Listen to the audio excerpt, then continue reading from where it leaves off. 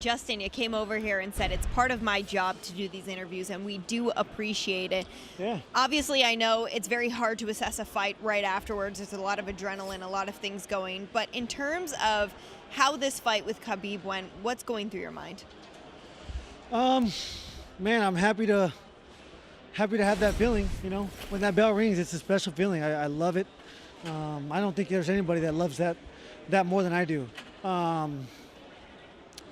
You know, I knew that if I was going to lose, that, you know, I'm not scared to get choked out. Getting knocked out does suck because there is, you know, consequences health-wise to that. Getting choked out is, you know, you get a nice little dream and then it's on to the next one. So, you know, it sucks. I'm hurt. It's emotional. But ultimately, it's the name of the game, man. And, you know, I had him in trouble. I wasn't very many kicks away from him, you know, not being able to walk. He's going to be limping for at least the next 3 weeks. That's nothing to be proud of because I lost. But, again, you know, I felt alive and I felt great. He had a lot of pressure in this one. I mean, in terms of your game plan, what were you guys expecting him to come out like? I knew he was going to try to get me to the ground, and I was very focused, and I believe I did a great job of, you know, keeping the distance, controlling the distance, and threatening and causing damage. You know, I caused damage in there. Again, that was a 5-round fight. I have to be better on the bottom. This is not just, you know, I love striking so much. I love fighting so much. But to be the best in the world, you have to be great everywhere. And you know, he is better than me in grappling right now. And I have to go back, and that's obviously where my focus needs to be right now. Yeah, I mean, you seem like you want to get right back in the gym because you said you'd like to compete in 6 or 8 weeks. I mean, is that a realistic timeline for you, Justin? Yeah, again, I did. You know, I took probably 2 or 3 shots, big shots to the head. You know, when you get choked out, I'm not a doctor, but I do not believe there's any serious consequences to that.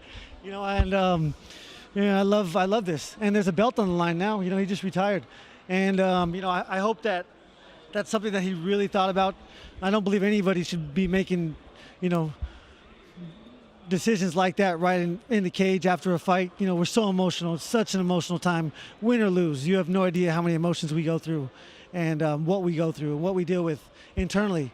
And him especially with the loss of his father, man, I can't begin to imagine. You know, I don't want to imagine, you know, what he was going through. But as soon as the fight was over, I went up and told him that he just made his father so proud. And it was, you know, he did. Classy as ever, Justin. He did vacate this title, like we're talking about. So it kind of mixes things up at 155 pounds.